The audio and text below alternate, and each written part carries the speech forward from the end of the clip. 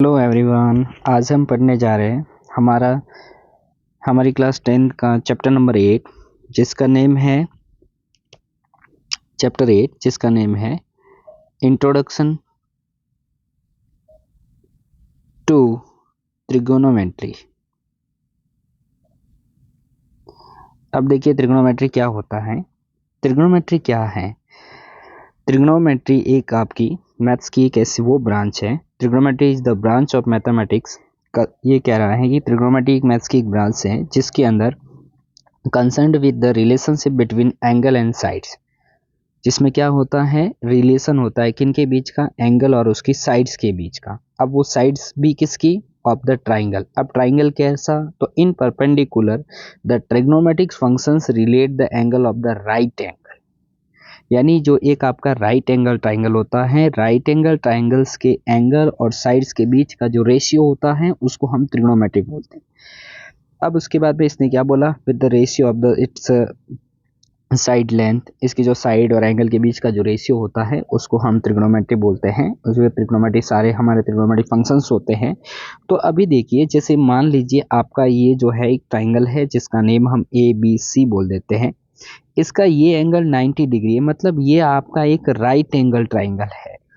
अब देखो, जो राइट एंगल ट्राइंगल होता है, इस वाले राइट एंगल ट्राइंगल की 3 साइड है, जिसमें सबसे फर्स्ट अगर मैं बात करूं तो इसको हम बेस बोलते हैं। ये हमारा हाइपोटेनियस हो गया और ये हमारा परपेंडिकुलर हो गया। अब मैं आपसे अगर बोलूं कि इसकी जो तीनों साइड है, जिसमें हम शॉर्ट में इसको बी, इसको एच बोलते हैं और इसको पी बोलते हैं। अगर मैं आपको बोलूं कि ये जो तीनों साइड हैं, इन तीनों साइड में दो दो साइड का आपको रेशियो बनाना, कोई सी भी दो साइड लो और दो दो साइड का रेशियो बनाओ, तो मैं क्या करूंगा, सबसे पहले मैं पी साइड और एच साइड को लेके रेशियो बना रहा हूँ। रेशियो बनाने के लिए मैं इसको फ्रैक्शन में लिख रहा हूँ। पहले मैंने पी और बी साइड का रेशियो बनाया, फिर मैंने पी और एच को लेकर रेशियो बनाया, फिर मैं क्या कर रहा हूँ, एच और बी को लेके बना रहा हूँ, एच और बी को लेके बनाया। अब मेरे को और बोला जाए कि और बनाइए, तो मैं क्या कर सकता हूँ कि मैंने पी और बी को लेके बनाया, अब मैं बी और पी को लेके बना सकता हूँ। फिर मैंने क्या करा था, बी और एच को लेके बनाया था, अब मैं एच और पी को लेके बना रहा हूँ। मैं पहले एच ले रहा हूँ फिर पी, क्योंकि रेशियो देखो दो तरीके से होंगे, पी अपॉन बी और बी अपॉन पी, दोनों में बहुत फर्क है। फिर इसके बाद में मैंने क्या करा था, एच और बी को लेके बनाया था, अब मैं बी और एच को लेके बना रहा हूँ। अब मैं आपसे अगर बोलूँ कि आप और कुछ बना सकते हैं क्या, तो आप देखेंगे कि आपको अगर मैं ये बोल रहा हूँ कि आप इसकी दो दो साइड का रेशियो बनाओ, तो आप मैक्सिमम टू मैक्सिमम इसके अंदर टोटल 6 रेशियो बना सकते हैं। इससे ज़्यादा अगर मैं बोलूँगा तो आप नहीं बना पाएंगे, मीन्स पॉसिबल नहीं है। तो मेरे कहने का मतलब कि जब इसने ये बोला कि उसकी साइड्स का रेशियो होता है, तो हमने क्या करा, ट्राइंगल की तीनों जो साइड होती है उस साइड्स का हमने रेशियो बनाना चाहा। तो हमने इसकी दो दो साइड्स को लेकर जब रेशियो लिखा, तो मैक्सिमम टू मैक्सिमम मैंने कितने रेशियो लिख दिए, 6 रेशियो लिख दिए। अगर मेरे को बोला जाए कि और उसके और रेशियो लिखिए कोई साइड लेकर, तो अगर मैं आपसे बोलूँ तो क्या कोई आप में से है ऐसा जो बोल सकता है कि सर नहीं, आपने ये साइड और ये साइड को लेकर रेशियो नहीं बनाया? कोई अगर आपसे बन रहा हो तो आप ट्राई करिए। तो अगर आप देखेंगे तो ये पॉसिबल नहीं है। तो मैंने मैक्सिमम टू मैक्सिमम पूरी कोशिश कर ली, तो मेरे से टोटल कितने रेशियो बने, 6 रेशियो बने। तो इससे हमको समझ में आ रहा है कि जो हमारे टोटल ट्रिग्नोमेट्रिक फंक्शंस होते हैं, वो टोटल कितने ट्रिग्नोमेट्रिक फंक्शंस होते हैं, 6 ट्रिग्नोमेट्रिक फंक्शंस होते हैं। अब 6 ट्रिग्नोमेट्रिक फंक्शंस कौन से होते हैं, जिसमें फर्स्ट साइन होता है, फिर कॉस होता है, फिर टेन होता है, फिर कॉट होता है, कॉसेक होता है, सेक होता है। ये टोटल मिला के 6 ट्रिग्नोमेट्रिक फंक्शंस होते हैं। तो अभी हमारे पास जो मैंने 6 आपके सामने जो रेशियो लिखे साइड्स के, इन सारे साइड्स के रेशियो को अलग अलग नेम दे दिया गया है। जैसे ये जो रेशियो है इसका कोई और नेम है, इस रेशियो का कोई और नेम है, इसका कोई और नेम है, इसका कोई और, इसका कोई और, इसका कोई और। इस तरीके से सबका एक अलग अलग नेम दे दिया है, जिन्हीं को हम बोलते हैं ट्रिग्नोमेट्रिक रेशियो, जिसको हम बोल सकते हैं ट्रिग्नोमेट्रिक फंक्शंस। तो टोटल मिला के 6 ट्रिग्नोमेट्रिक फंक्शंस होते हैं। जो 6 ट्रिग्नोमेट्रिक रेशियोज होते हैं उन सबका नाम है sine, cos, tan, cot, cosec, sec. आ गई बात समझ में? तो अभी हमें क्या करना है, अभी हमें अपने ट्रिग्नोमेट्री रेशियो को पढ़ना है। तो जो ट्रिग्नोमेट्री रेशियो होते हैं, ट्रिग्नोमेट्री रेशियो, जो ट्रिग्नोमेट्री रेशियो होते हैं वो टोटल मिला के 6 होते हैं। जिसमें फर्स्ट अगर मैं बात करूं तो फर्स्ट हमारा साइन होता है, सेकंड हमारा कॉस होता है, थर्ड हमारा टेन होता है, फिर इसके बाद में फोर्थ अगर मैं बात करूँ तो साइन का उल्टा होता है जिसको हम कॉसेक बोलते हैं। फिर कॉस का उल्टा फिफ्थ जो है वो सेक होता है, एंड सिक्स जो है टेन का उल्टा जिसको हम बोलते हैं कॉट। तो ये टोटल मिला के आपके सिक्स ट्रिग्नोमेट्रिक फंक्शंस होते हैं जिनको आपको याद रखना है। इन सिक्स ट्रिग्नोमेट्रिक फंक्शंस के अलावा सेवन ट्रिग्नोमेट्रिक फंक्शंस नहीं होता, क्योंकि हमने जब ये बोला कि ट्रिग्नोमेट्रिक ट्रायंगल की साइड्स का रेशियो होता है तो हमने इसकी जो तीन साइड होती है उनकी दो दो साइड को रेशियो ले करके जब रेशियो बनाना चाहा तो हमसे टोटल कितने रेशियो बने, ओनली फॉर सिक्स बने। तो इसका मतलब जब रेशियो सिक्स ही बन रहे हैं, इसका मतलब ये कि हम इससे ये प्रूव होता है कि टोटल सिक्स रेशियो बन रहे हैं, इसका मतलब सिक्स ट्रिग्नोमेट्रिक फंक्शंस होंगे। तो इसीलिए टोटल सिक्स ट्रिग्नोमेट्रिक फंक्शन है जिसमें एक साइन है, फिर कॉस है, टेन है, फिर कॉसेक है, सेक है और कॉट है, जिनको आपको ध्यान में रखना है। अब चलिए, जो ये ट्रिग्नोमेट्रिक रेशियोज मैंने तुम्हारे सामने लिखे हैं, अब इसमें साइन की क्या वैल्यू होती है, इसको जो मैंने आपको दो दो साइड्स का रेशियो बना के जो इसमें से लिखा है, इसमें से साइन वाला रेशियो कौन सा है, कॉस वाला रेशियो कौन सा है, सेक वाला कौन सा है, टेन का कौन सा है, कोसेक का कौन सा है, सेक का कौन सा है, ये हमको पता करना। तो चलिए हम आगे चलते हैं और मैं आपको ये बता देता हूँ कि साइन का क्या रेशियो होता है, कॉस का क्या होता है, सेक का क्या होता है, कोसेक का क्या होता है। तो इन सब के रेशियो को हम देखते हैं। तो चलिए, अभी जैसे मान लीजिए ये आपका राइट एंगल ट्राइंगल है। इस वाले राइट एंगल ट्राइंगल के अंदर, जिसका नेम मैं ए बी सी रख रहा हूं, in triangle A B C, ये आपका A B C is a right angle triangle at angle B, B angle पे वो राइट एंगल है। अब मैं क्या कर रहा हूँ, जो हमारा ये राइट एंगल ट्राइंगल है इसके अंदर मैं इसको बेस बोल रहा हूँ, ये हमारा जो है हाइपोटेनियस है और ये मेरा परपेंडिकुलर है। अब जब मैं ट्रिग्नोमेट्री रेशियो लिखूंगा तो उसके साथ मुझे थीटा का यूज करना पड़ेगा, क्योंकि मैंने आपसे पहले ही बोला trigonometry is the branch of the mathematics in which the relation between, जो ये कंसल्ट करता है कि रिलेशन बिटवीन इसकी साइड्स एंड एंगल, इनकी साइड्स और एंगल के बीच के रेशियो को जो है कंसल्ट करता है। तो हमें क्या करना पड़ेगा, यहाँ थीटा को भी लेना होगा। तो देखिए, यहाँ पर एक चीज़ ध्यान रखनी होती है कि जब आपका ये थीटा 90 डिग्री है तो जो ये दोनों एंगल होंगे वो एक्यूट एंगल होंगे, वो 90 से कम होंगे। तो इसमें ये डिपेंड करता है कि आप जो ये ट्रिग्नोमेट्रिक फंक्शंस लिख रहे हैं वो कौन से थीटा के लिए लिख रहे हैं, इस वाले थीटा के लिए लिख रहे हैं या इस थीटा के लिए लिख रहे हैं। अब मैं ऐसा क्यों बोल रहा हूँ कि आप इसके लिए लिख रहे हो या इसके लिए लिख रहे हो, तो क्या होता है कि जब आप इस थीटा के लिए लिख रहे हो तब आपके ट्रिग्नोमेट्रिक फंक्शन के अंदर जब आप यहाँ का थीटा काउंट कर रहे हो तब आपका जो ये बेस और जो परपेंडिकुलर है ये हमेशा चेंज होता रहता है। चेंज होने का मतलब ये कि अगर मैं इस थीटा के लिए ट्रिग्नोमेट्रिक फंक्शन लिख रहा हूँ तो ये हमारा बेस होगा और ये हमारा परपेंडिकुलर होगा, लेकिन अगर मैंने इस थीटा के लिए ट्रिग्नोमेट्रिक फंक्शन लिखा तो ये मेरा बेस बन जाएगा और ये मेरा परपेंडिकुलर हो जाएगा। ये आपको विशेष करके ध्यान रखना है, इसके अंदर परपेंडिकुलर और जो बेस है वो हमके चेंज होते रहते हैं। तो बेस मतलब, मेरे कहने का मतलब ये कि जब मैं इस थीटा के लिए लिख रहा हूँ मतलब मेरा थीटा इस वाली साइड पर बैठा है तो ये मेरा बेस हो गया। अगर मैं इस थीटा के लिए ट्रिग्नोमेट्रिक रेशियोज लिख रहा हूँ तो मेरा थीटा इस वाली लाइन पे बैठा है, मीन्स ये हमारा बेस हो जाएगा।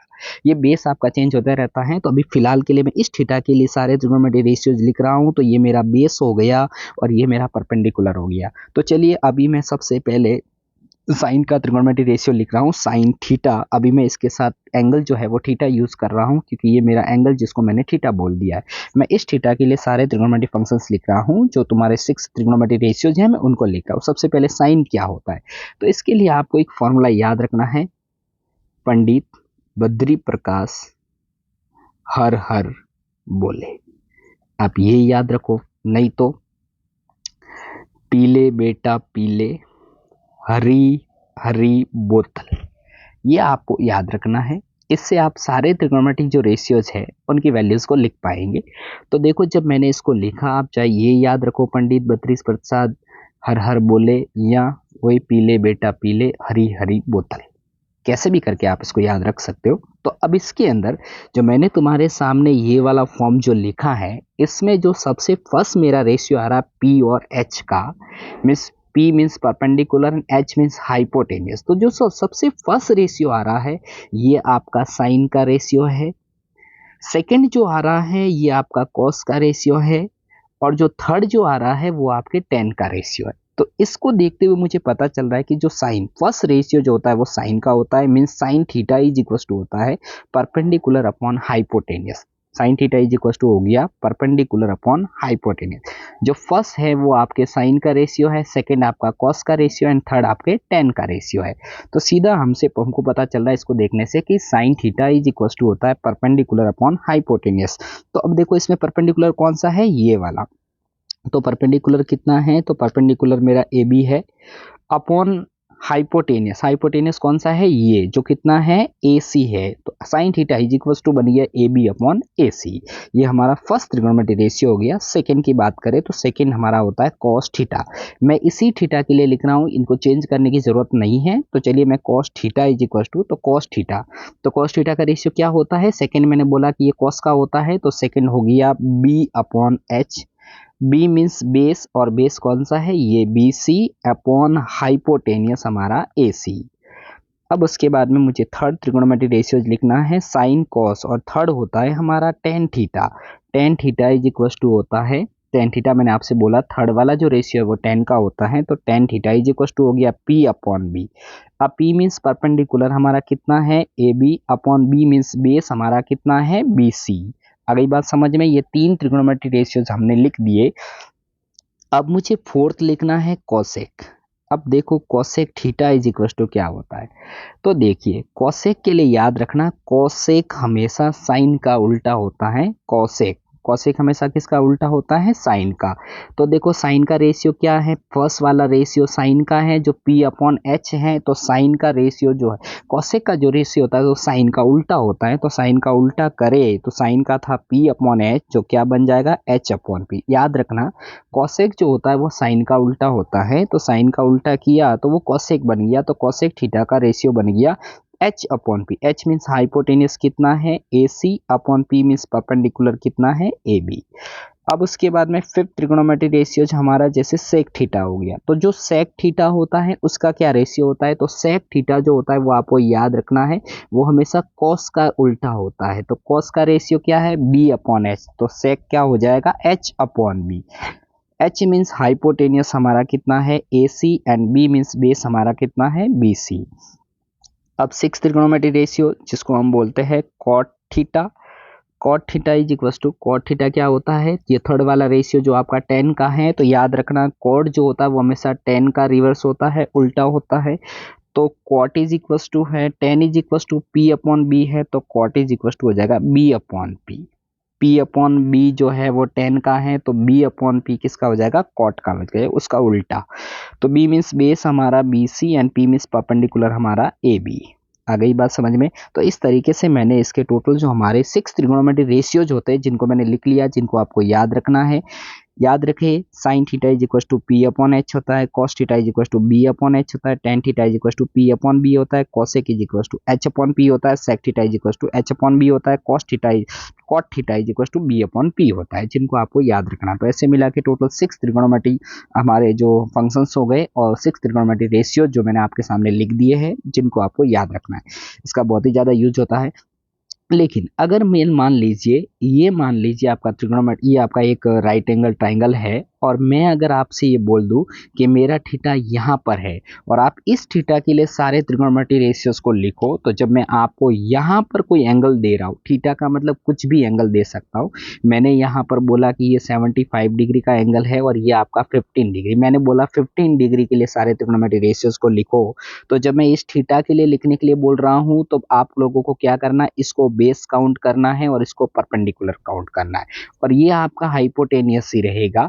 तो याद रहे कि कौन से थीटा के लिए मैं लिखने के लिए बोल रहा हूँ, ये आपको विशेष करके ध्यान रखना है। तो जब इस थीटा के लिए बोला जा रहा है तो ये आपका बेस हो गया, ये आपका परपेंडिकुलर हो गया। लेकिन अगर इस थीटा के लिए लिखा जा रहा है, सारे ट्रिग्नोमेट्री रेशियोज को इस थीटा के लिए लिखने के लिए बोला जा रहा है, तो आप इसको बेस काउंट करो, इसको परपेंडिकुलर काउंट करो। मीन्स आपको जिस थीटा के लिए बोला जा रहा है वो थीटा जिस साइड पे आ रहा है उसको हम बेस बोलते हैं। मीन्स हमारा थीटा कौन सी साइड पर बैठा है उसको हम बेस बोलते हैं, बाकी दूसरी ये साइड परपेंडिकुलर हो जाएगी। हाइपोटेनियस कभी चेंज नहीं होता है, 90 के जस्ट ऑपोजिट जो साइड होती है उसको हम हाइपोटेनियस बोलते हैं। हाइपोटेनियस कभी चेंज नहीं होता, परपेंडिकुलर और बेस ये दोनों थीटा के अकॉर्डिंग चेंज होते रहते हैं।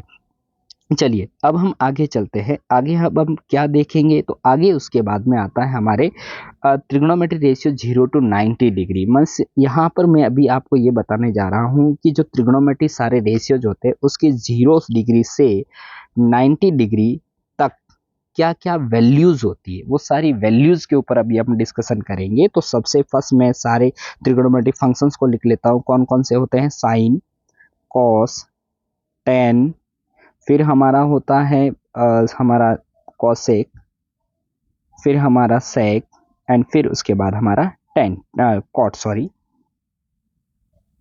ठीक है।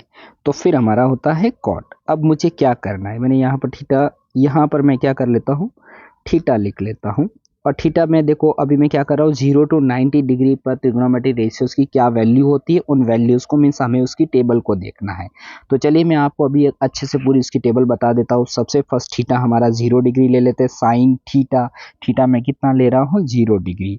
यहाँ पर साइन थीटा, ये cos theta, tan theta, cosec theta, sec theta और कॉट थीटा। अब थीटा की वैल्यू 0 डिग्री, फिर इसके बाद 30 डिग्री, फिर इसके बाद 45 डिग्री, फिर इसके बाद में 60 डिग्री और उसके बाद 90 डिग्री। तो इन सारे थीटा की क्या वैल्यू होती है, उन सारी वैल्यूज के बारे में अभी हम पढ़ेंगे। तो मैं सारी की सारी टेबल की वैल्यू बहुत ईजी वे में आपको फाइंड करके दे दूंगा, जिनको आपको याद रखना है। अगर याद नहीं रहती हैं तो आपको एग्जाम के अंदर मैं आपको सारी वैल्यू को फाइंड करना भी बता रहा हूँ। आप इस तरीके से एग्जाम में जाते ही सबसे पहले ये टेबल बना सकते हैं, ताकि अगर किसी थीटा के वैल्यूज की जरूरत पड़ रही है तो आप उस टेबल से उसको देख के लिख सकते हैं। तो मैं आपको पूरी टेबल किस तरीके से बनी हुई है सारा मैं आपको बता दूंगा, याद करने की भी जरूरत नहीं पड़ेगी। तो क्या करना है, तो चलिए सबसे फर्स्ट मैंने कौन सा एंगल लिखा, 0। तो आप यहाँ से 0 से अपनी नंबर लिखना स्टार्ट कीजिए। 0 के बाद में नंबर 1 आता है, फिर 2 आता है, 3 आता है और लास्ट 90 डिग्री जो एंगल है वहाँ पे नीचे क्या आ गया है, 4 आ गया है। तो लास्ट में जो नंबर आया है उसी नंबर से आपको सभी को डिवाइड करना। लास्ट में हमेशा 4 ही आएगा, तो आपको सभी को 4 से क्या कर लेना है, डिवाइड कर देना। मैंने सबको 4 से डिवाइड कर लिया। अब डिवाइड करने से जो आ रहा है उसको एक बार लिख दो। 0/4 आपको भी पता है 0 होता है। 1/4 1/4 1/4 ही रहेगा, क्योंकि ये सिंप्लीफाई नहीं हो रहा है तो हम इसको एज इट इज लिखेंगे। लेकिन ये सिंप्लीफाई हो रहा है, ये 2 से 1 टाइम, ये 2 से 2 टाइम, तो यहाँ पर बन रहा है 1/2। ये सिंप्लीफाई नहीं होता एज इट इज, लेकिन ये सिंप्लीफाई हो रहा है। 4 से 4 कट हो गया, मीन्स क्या बन गया, 1 बन गया। चलो ठीक है, आपने सबको 4 से डिवाइड किया, फिर उसके बाद में इनको सिंप्लीफाई कर दिया। सिंप्लीफाई करने से जो आया वो आपने लिख दिया। अभी आप क्या करोगे, जो वैल्यूज आपके पास आई हैं अभी आपको इसका रूट फाइंड करना है। क्या फाइंड करना है, रूट फाइंड करना है। तो सबसे पहले अगर मैं बात करूं 0 के रूट की, तो 0 का रूट कितना होता है, 0, तो आप यहाँ 0 लिखो। फिर अब 1/4 का रूट फाइंड करना। 1 का रूट, अगर मैं आपसे बोलूं कि 1 का रूट फाइंड करो, तो 1 का रूट 1 ही होता है। 4 का रूट, अगर हम 4 के प्राइम फैक्टर करें तो 2 टाइम, 2 से 1 टाइम। रूट फाइंड करने के लिए हमें 2 2 का पेयर बनाना पड़ता है। एक 2 का पेयर बन रहा है, तो 4 का रूट कितना होता है, 2 होता है। ऐसे ही अगले में देखो, तो 1/30 के नीचे जो वैल्यू, इसका रूट फाइंड करने से 1 का रूट 1 हुआ और 4 का रूट 2 हुआ, तो 30 की वैल्यू बन गई 1/2। अब हम इसका रूट फाइंड करते हैं। 1 का रूट कितना होता है, 1। 2 का रूट अगर आप देखें तो 2 के प्राइम फैक्टर करें तो 2 का प्राइम फैक्टर ओनली फॉर 2 ही आता है। 2 का पेयर नहीं बन रहा है, इसका मतलब इस 2 का रूट फाइंड नहीं हो रहा है, तो ये 2 किस में रहेगा, रूट में ही रहेगा, क्योंकि 2 का रूट फाइंड नहीं होता। 2 जो है 2 का रूट नहीं होता। ऐसे ही आगे चलते 3 का रूट फाइंड करें। 3 का रूट फाइंड करें, 3 का रूट फाइंड नहीं होगा, क्योंकि 3 के प्राइम फैक्टर करें तो ओनली फॉर 3 ही आएगा, इसका पेयर नहीं बनेगा, तो ये रूट में ही रहेगा। ऐसे ही 4 का रूट फाइंड करना, और 4 का रूट कितना होता है, 2 होता है। साइन 60 की वैल्यू भी बन गई। फिर आगे 90 के लिए 1 है, और 1 का रूट कितना होता है, 1 होता है। तो ये लीजिए, हमने साइन की सारी वैल्यूज को फाइंड कर लिया है। अब मुझे क्या करना है, कॉस की वैल्यू को फाइंड करना है। तो कुछ नहीं करना, आपने जो ये साइन की वैल्यू लाई है इसको उल्टा लिखिए। पहले ये 90 की वैल्यू 1 है, तो आप 1 को यहाँ लाओ, इस वाली वैल्यू को यहाँ लाओ, ये वाली वैल्यू यहीं आएगी वापस, ये वैल्यू यहाँ चली जाएगी और ये वैल्यू यहाँ आ जाएगी। इसको उल्टा लिख देना है। 90 वाली वैल्यू को यहाँ, 60 वाली को यहाँ, 45 की 45 पे आएगी, 30 की यहाँ चली जाएगी, 0 की यहाँ हो जाएगी। इसको रिवर्स कर दिया। जब हमने रिवर्स किया तो सारी कॉस की वैल्यू बन गई। अब उसके बाद में मुझे किसकी वैल्यू चाहिए, tan की। तो tan की वैल्यू के लिए तुमको क्या करना, हमेशा याद रखना, जो ये त्रिकोणमिति फंक्शंस होते हैं मैं इसको आगे आपको बता दूंगा, कि जैसे मैंने आपको बताया कि sine theta is equal to, sine theta जो होता है वो 1/cosec थीटा होता है। Means sine theta is equal to 1 upon cosec theta and cosec theta is equal to होता है 1 अपॉन साइन थीटा। मतलब मैंने आपसे बोला था कि कॉसेक थीटा जो होता है वो साइन का रिवर्स होता है, उल्टा होता है। मैंने आपको जो ट्रिग्नोमेट्री रेशियोज बताए थे 6 उसमें बताया था। तो इसी तरीके से जो टेन थीटा होता है वो कॉट का उल्टा होता है, लेकिन टेन थीटा की एक और वैल्यू होती है, tan theta is equal to होता है sine theta upon cos theta. मैं ये अभी आपको बताऊंगा टेन थीटा, जो अब मैं आपको ये आइडेंटिटीज बताऊंगा उसके अंदर ये सारी चीजें बताऊंगा। Tan theta is equal to होता है sine theta upon cos theta. Means tan theta की वैल्यू कैसे आती है, साइन थीटा की वैल्यू को कॉस थीटा की वैल्यू से डिवाइड करने से। साइन थीटा की वैल्यू को कॉस थीटा की वैल्यू से क्या करना पड़ेगा, डिवाइड करना पड़ेगा। तो यहाँ पर हम क्या करेंगे, जीरो को 1 से डिवाइड करेंगे। आपको भी पता है जीरो को 1 से डिवाइड करोगे तो जीरो आएगा, यहाँ जीरो लिखेंगे। अब देखो इस 1/2 को √3/2 से डिवाइड करना, कुछ नहीं करना, इसकी ऊपर वैल्यू 1 है और इसमें ऊपर वाली वैल्यू √3 है। आप इसका न्यूमरेटर ले करके वैल्यू बना दो। इसका न्यूमरेटर 1 है और इसका भी न्यूमरेटर 1 है, ऊपर ऊपर वाली वैल्यू लो, 1/1 कितना होता है 1। इसका न्यूमरेटर √3 है और इसका न्यूमरेटर 1 है, √3/1 कितना होता है, √3 होता है। फिर 1/0, 1/0 का मतलब होता है इनफाइनाइट। जब अपॉन में 0 आ जाता है तो उसका सॉल्यूशन इनफाइनाइट होता है, तो ये इनफाइनाइट हो गया। आगे बात समझ में। अब चलिए हम आगे कोसेक की वैल्यू को लिखते हैं। मैंने आपसे क्या बोला था, कोसेक की वैल्यू जो होती है वो साइन का उल्टा होती है, तो हम साइन का उल्टा करते हैं। अब जीरो का उल्टा करना, अब जीरो का उल्टा करना तो पहले जीरो के अपॉन में 1 करना पड़ेगा। अब जब आप इसका उल्टा करेंगे तो 1/0 बन जाएगा और 1/0 इज इक्वल टू क्या होता है, इनफाइनाइट होता है। मैंने बोला जीरो को उल्टा करो, जीरो को उल्टा करने के लिए पहले अपॉन में 1 किया, 1 करके जब उल्टा किया तो अपॉन में 0 आ गया, उल्टा किया ना, 0/1 को उल्टा किया 1/0 बन गया और अपॉन में 0 आना तो उसका सॉल्यूशन क्या बन जाता है, इनफाइनाइट बन जाता है। अब 1/2 को उल्टा करना, 1/2 को उल्टा करेंगे तो 2/1 आएगा, 2/1 का मतलब 2 ही होता है। फिर मैं आपको बोलूंगा 1/√2 को उल्टा करो, 1/√2 को 1/√2 को उल्टा करोगे तो √2/1 होगा और √2/1 का मतलब √2 ही होता है। फिर मैं बोलूंगा इसको उल्टा करो तो √3/2 को उल्टा करेंगे तो 2/√3 होगा, फिर 1 का उल्टा 1 ही होता है। चलो ये वैल्यू आ गई। फिर सेक, सेक की वैल्यू के लिए क्या करना, मैंने क्या बोला, कॉस की वैल्यू को, सेक किसका उल्टा होता है, कॉस का, तो 1 का उल्टा 1 ही होता है। √3/2 का उल्टा 2/√3 होता है। 1/√2 का उल्टा √2/1 मतलब √2 ही आएगा। 1/2 का उल्टा 2/1 मतलब 2 ही आएगा और जीरो का उल्टा कितना होता है, इनफाइनाइट होता है, अभी मैंने आपको बताया। चलो अभी हम क्या करते हैं, कॉट की वैल्यू को फाइंड करते हैं। कॉट की वैल्यू के लिए कुछ नहीं करना, जो टेन की वैल्यू उसको उल्टा करो। तो सबसे पहले जीरो को उल्टा करेंगे, इनफाइनाइट आएगा। 1/√3 को उल्टा करेंगे तो √3/1 आएगा, अपॉन में 1 लिखने की जरूरत नहीं, 1 का उल्टा 1 ही होता है। √3 का उल्टा करने के लिए √3 के अपॉन में पहले 1 करो, इसको उल्टा करेंगे तो 1/√3 हो जाएगा। फिर देखो इनफाइनाइट का उल्टा, इनफाइनाइट का मतलब होता है 1/0 और इसका उल्टा करेंगे तो 0/1 और 0/1 क्या बन जाएगा, 0 बन जाएगा। तो ये लीजिए मैंने पूरी की पूरी टेबल की सारी वैल्यूज को फाइंड कर लिया। इसी तरीके से आप भी एग्जाम में जाकर टेबल की सारी वैल्यूज को बना सकते हैं। आपको ध्यान से देखना है, वापस एक बार वीडियो को बैक करके देखिए, आपको अच्छे से समझ में आ जाएगा। अब हम चलते हैं आगे, अभी त्रिकोणमिति आइडेंटिटीज की ओर। तो अभी हम पढ़ेंगे उसकी आइडेंटिटीज।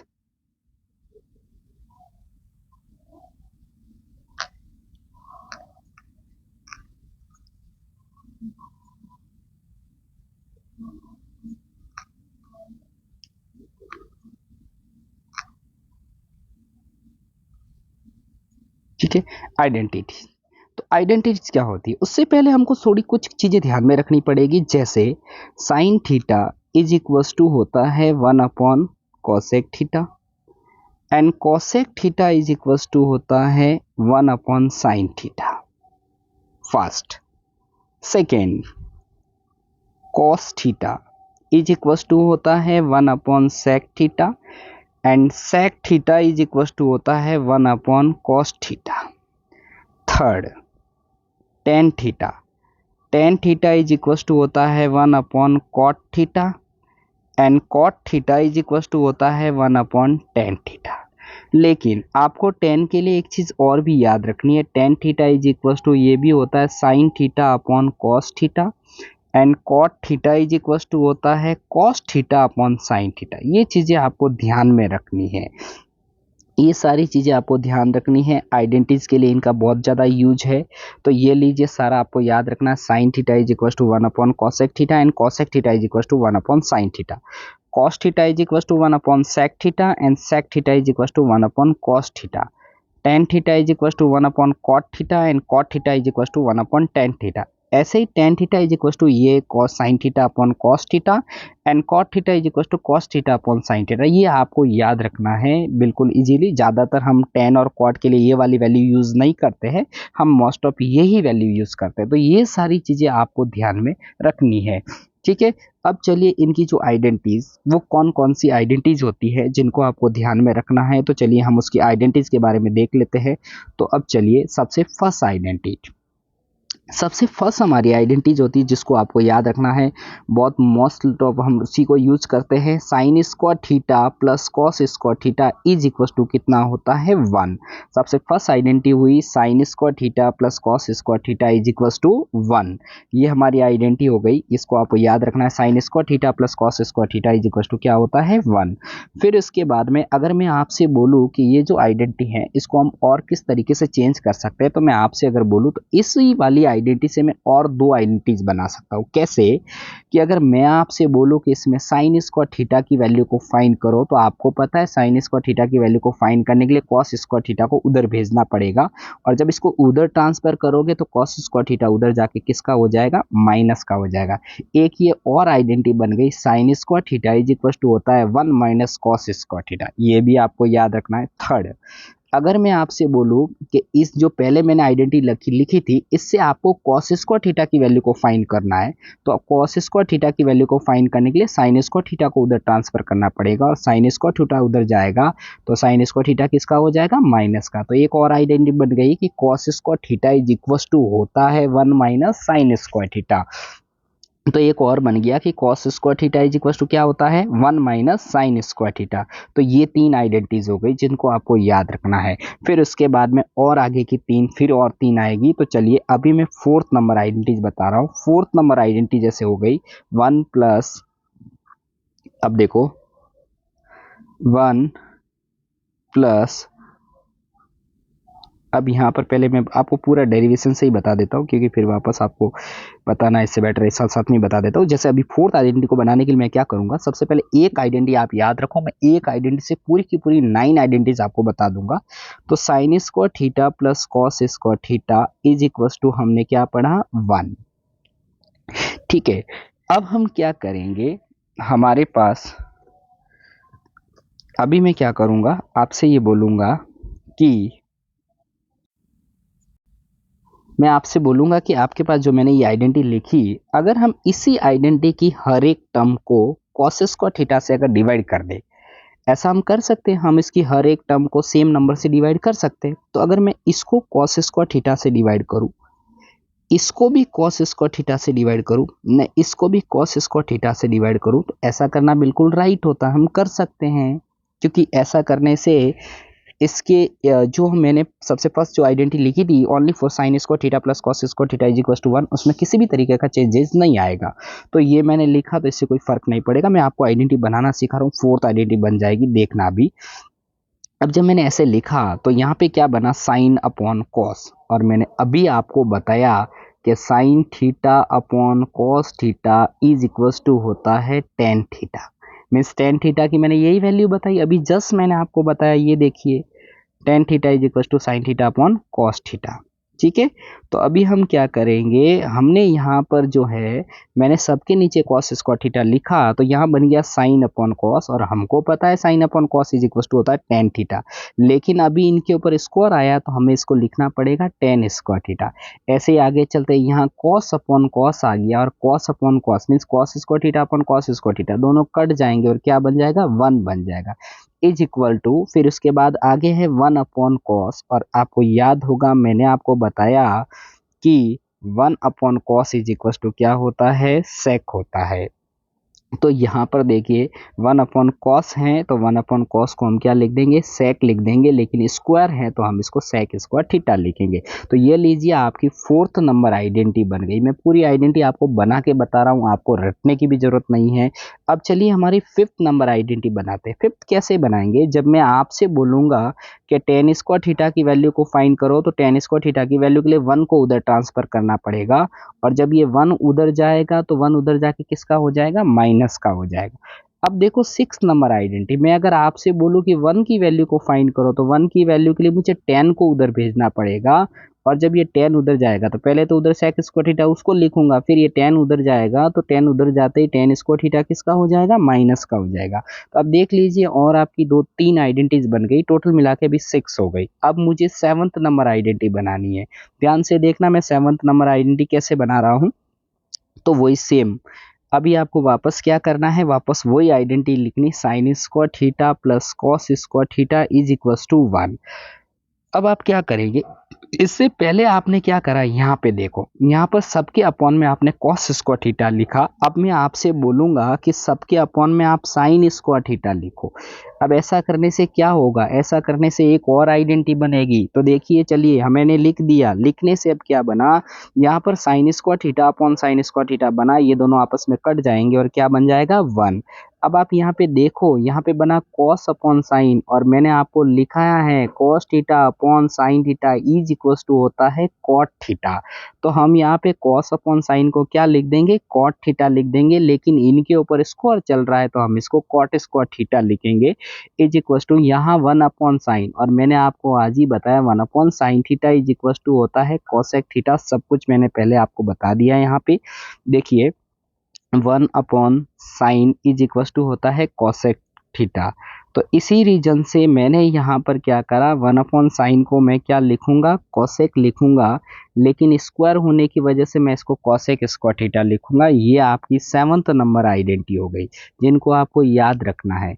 अब इससे 8th नंबर आइडेंटिटी बनाते हैं। 8 कैसे बनाएंगे, 8th बनाने के लिए मैं क्या करूंगा, अगर मेरे को 1 की वैल्यू फाइंड करनी तो कॉट को उधर ट्रांसफर करना पड़ेगा, और जब कॉट उधर जाएगा तो पहले मैं उधर वाला कॉसेक स्क्वायर थीटा लिखूंगा, ये कॉट उधर जाएगा तो कॉट स्क्वायर थीटा किसका हो जाएगा, माइनस का हो जाएगा।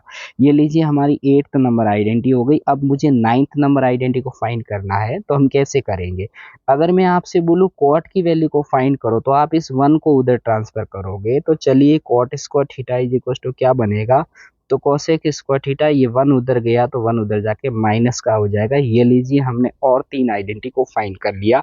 तो टोटल मिला के आपकी 3 ये और 3 ये टोटल 9 आइडेंटिटीज हो गई, जिनको आपको याद रखना है।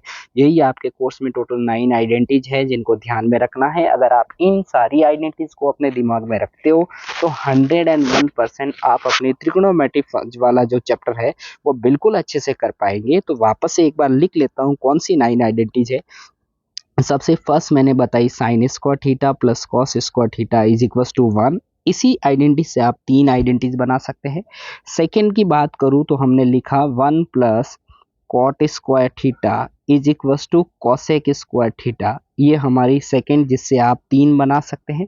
थर्ड हमारी हो जाएगी 1 plus tan square theta is equals to sec square theta, ये हमारी टोटल थर्ड आईडी, जिसकी और 3 बना सकते हैं। तो 3 इसकी और 3 इसकी, टोटल मिला के कितनी हो गई, 9 आइडेंटिटीज हो गई। तो मोस्ट ऑफ तो ये तीनों याद रखनी है। Sine square theta plus cos square theta is equal to 1, 1 plus cot square theta is equal to cosec square theta, and 1 plus tan square theta is equal to sec square theta. अगर इनको याद रखते हो तो इनकी 3 होकर के total 9 हो जाएगी।